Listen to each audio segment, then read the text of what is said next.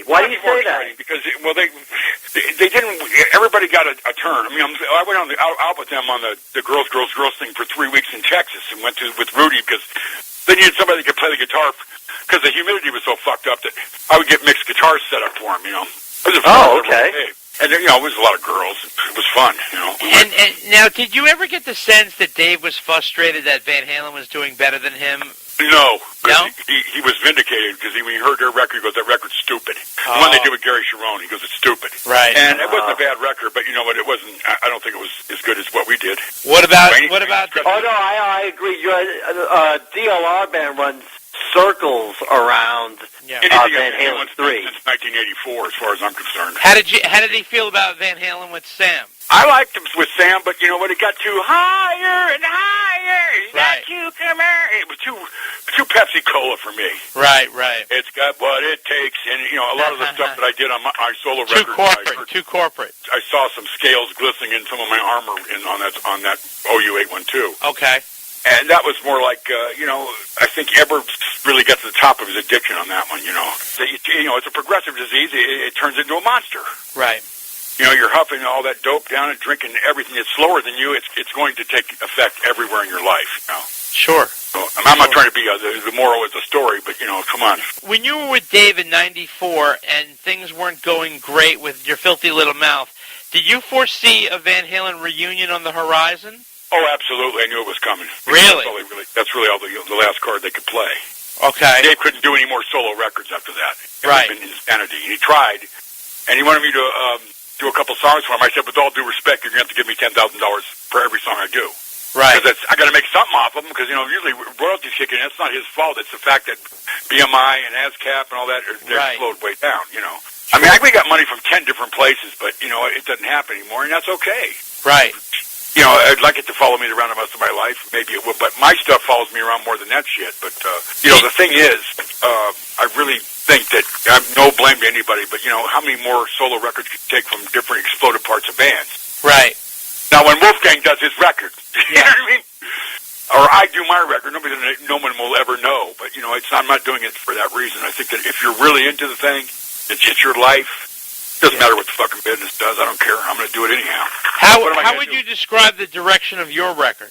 It's rock. It's basically, and it's got a little bit more of a regal thing going on. There's progressions in there. There's thinking, and it's to my personal taste. And unfortunately, you know, I haven't had some people in and come slap me around a little bit, so I don't get too. Because you never want to get like with Dave. It's like, okay, directed by David Lee Roth, starring in David Lee Roth. You know what, Norma? It's like Sunset Boulevard. You got to go to another person. Why can't I be in every scene? You know, you kind of overdo it. Original story by, directed by, produced by, Trash Man, Justice of the Peace. You know what I'm saying? Yeah. I got to get a little bit of other inputs in there, and you know, I've got some good people around me, and I trust them. And I'm doing it slow. I mean, I've got all the songs up, but you know, I'm playing with it right now. When do you think we'll see it come out? Oh, I was going to have it out in another 3 months. Oh, really? Oh, wow, that's great. Vocals and some cleanup stuff. Is there a name for it? Yeah, it's called The Devil's in the Details. Oh, cool. Very nice. It's Kilgore, The Devil's in the Details. It's got a little. You'll have to see it. A friend of mine, he's gone now. He's passed away from cancer. He's a cover artist for Warner. It's a great little CD cover. But yeah, what am I going to do? CDs are obsolete. We're going to send out a stick. Send out a little US.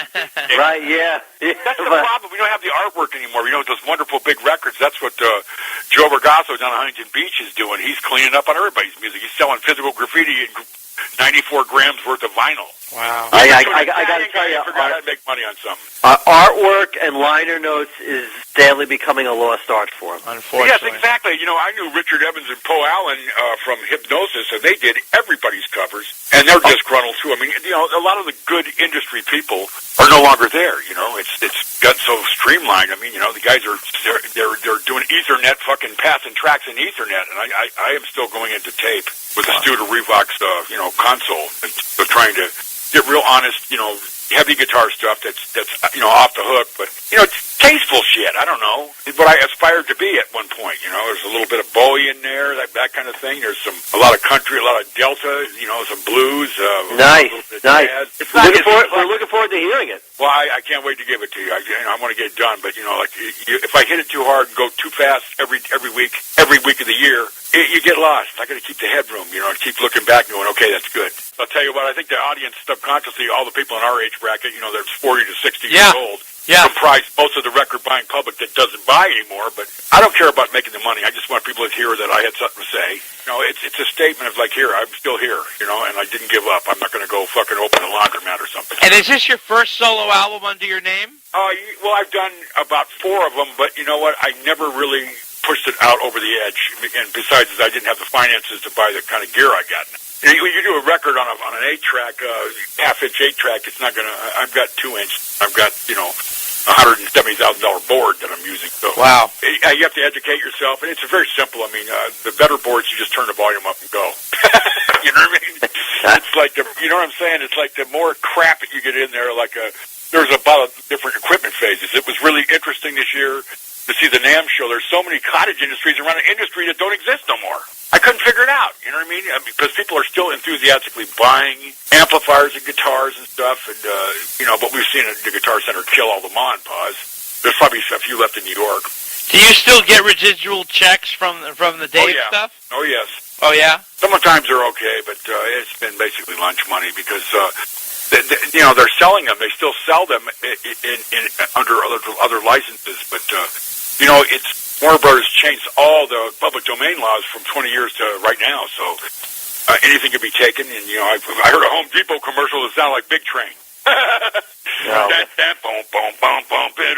You get paid $200 for intellectual property. Don't you think Big Train should have been considered as for a single? Yeah, I do, but if you listen, here's the trick behind Big Train. Listen to it close. I looked at Dave and he yelled at me pretty bad when he got home. I said, "What the hell? Where's the kick drum? Where's the kick drum?" I kept saying, "Where's the kick drum?" Right. Where's the kick drum? Okay. There's no kick drum in it. It has a breath. It has a space that you imagine one in. Was that an accident?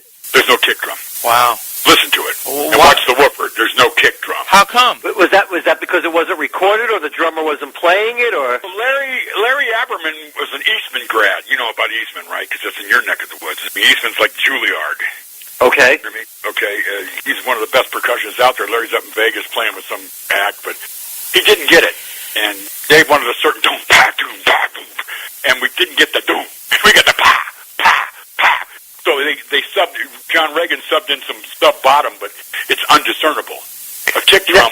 Now, when you guys did that live, did Ron Witso? Did Ron kick in the kick drum? Oh, he played the fuck out of it. Oh wow. Now, Ron didn't get along with Dave too well. Oh no.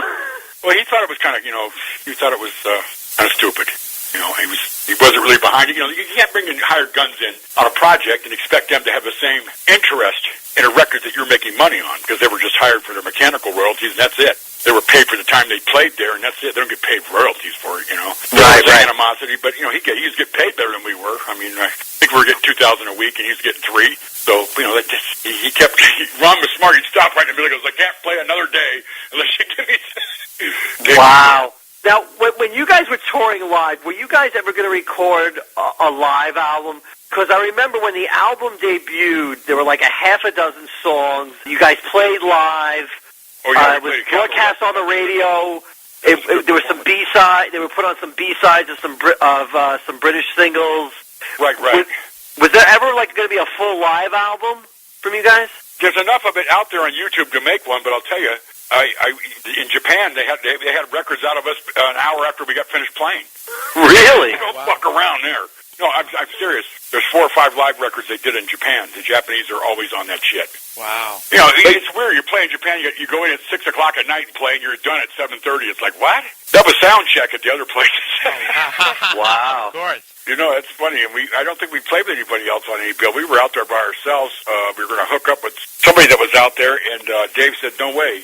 We did it by ourselves, and it was pretty bad towards the end. I mean, that's why I wanted out. I figured if we're going to go back across the United States, and it was true enough. Jamie Hunting told me that when he said all the rooms we played before they played the second time were half empty. Yeah. It didn't look right with Dave going, "Look at all the people here tonight. The place is half empty." Oh God. Because, you got to remember, Dave would play stadiums and arenas. Oh, yeah. Right. So for me to play a shed was like, hey, we're playing 300-seat club, 200-seat clubs. That was the greatest thing in the world, playing 2,000 people. Wow. But that was every night, and I'm pretty soon you're going, what's 10,000 like? We played the Zenith in Paris, and there was, 20,000 there or something? That was a real kick. Now, I think for the second part of that tour, Dave got Rocket Rochelle on guitar. Did you recommend him, or did you have anything to do with that? Rocket. I've never met Rocket Rashad. I never met him.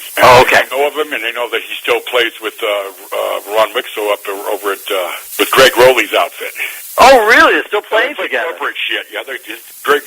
He's always been in Greg Rowley's band, since Santana. So. Sure. Oh, okay. And in terms of Dave, how would you describe the way he works? What is his process? The way Edward used to work is Edward used to write stuff with Alex and give the demo to Dave, and then Dave would go take it and write the lyrics and the melodies. Did you work the same way? You get approval from them, yeah. They had a little trouble there. That's why they were good, because they just wouldn't allow anything out unless it was as good as it could be made, Right. And Dave, I think Dave got his craft down by 1984, but they just had enough of each other. After 300-day tours will do it. Yeah. You hate your own mother when you come back from one of those things. Sure. Because you lose all your personal shit, and it's just like you're in a little sterile room and you're usually having pneumonia when you're doing it. Then what style did you guys work under? We worked whenever Dave said, which could be 5 o'clock in the morning at a soccer stadium, or I'm up and then going and calling him every 15 minutes, going, "What about this one? No, I don't like it. Do it again. What the fuck's the matter with you? Okay, we go back and forth, and then somebody goes, "Man, you hit a home run. I love you. You're a genius." Mickey Mantle, you're fucking Mickey Mantle. Okay, that's good. Whenever he was happy, I could escape for 2 days and go out with my wife somewhere. Oh my God! It was when you work for Dave, you work for him pretty much 24/7. But he was very serious. I liked the amount of passion he had. That he was so important to do well. And then I saw a big disappointment. I mean, he actually apologized to me before. I said, "You owe me an apology. I know how you are." Because in my own outfit, I kind of got a karmic lesson there. I was pretty fucking bad to my own people. I've always been real considerate, good courteous since that time forward. Wow. More professional, I think. And Dave, he was always professional in the studio. I got utmost respect for him. You don't think he treats Ed and Al like that, though, right? No, he doesn't. He's amongst his equals there, but there's a lot of. Dave is a little more sophisticated than those guys. They're not really. Ed and Al know the business thing well enough, but Dave is weird. He's not like a Jewish guy. I mean, he'll spend all his money. I mean, I remember going to restaurants and spending $1,500-$1,800 and going, "What? Jeez, it's just a little piece of beef. Looks like a minute steak." Oh. I mean, God. he was very generous. I mean, in that way, I don't think that he really held back. I mean, he gave me a lot of anything if I needed something, I had it. Was there a lot of camaraderie with him? Did he treat you guys? Yeah, we hung out a lot. In the beginning, we hung out a lot. We did a lot of meet and greets, and I was down there with him. Call me and go, "Hey, there's a boxing match on," or whatever, and always get your wife and get one of her girlfriends to come over. And we had no trouble getting girls to go over there. Oh, I know. Dave and I were on Dave's bus after a 1994 show. He's unbelievable. I mean, he is just like you think he is. He's on the bus with all these girls. Yeah, you know what? This is what I got to did well with Dave, because our theater was very similar, because he didn't have to tell me how to dress. I knew how to dress. Right. I lived what I dressed. And that's sure. The difference between that and the other guys in the band, they looked like they were getting dressed up with their new cowboy boots on and shit, and we just basically that's how we looked all the time. Wow. I remembered that. I came up from that school because I played in groups too, and we were both, Dave knew that I was capable of carrying, the guitar player has to carry him, And he did well with a couple, there was a couple nights he was just brilliant, and a lot of the time, I think the Academy was okay. He did well at the Academy. He didn't do so well at the Theater of Living Arts, and in Blue Vellum, and a lot of the other clubs we played. But, then you gotta look at it like this. I mean, everybody has up and down nights. The worst one was in Missouri. That was funny, because, it was right before Easter Sunday. We're in the Bible Belt, right? Right. We're playing this club called Mississippi Nights. It was 6 months earlier. It was underwater like 30 feet from the Mississippi overflood. And then Dave stops and looks at the audience. And he goes, Easter Sunday is a lot like Groundhog Day. Christ came out, saw his own shadow in the winter. Oh man! Yeah, that was the wrong place to say that. Oh my God! And I got hit with Jamie Honey got a bottle in the head. I got pelted with a 4 or 5 cigarette lighters, girls' panties, shoes. I was bleeding when I got on the bus, and we got real quiet driving down the road, and nobody's saying anything. Dave's got this smirk on his face, and I said, well, I reckon you won't forget us anytime too soon in Missouri. They were throwing shit at us. I mean, the crew barely got out with the gear. Terry, let me ask you, how would you describe your chemistry with Dave? Tritoluene with sulfur. Oh, yeah? Nitro with glycerin. Look at when you get this. When I die, I'm going to have them embalmed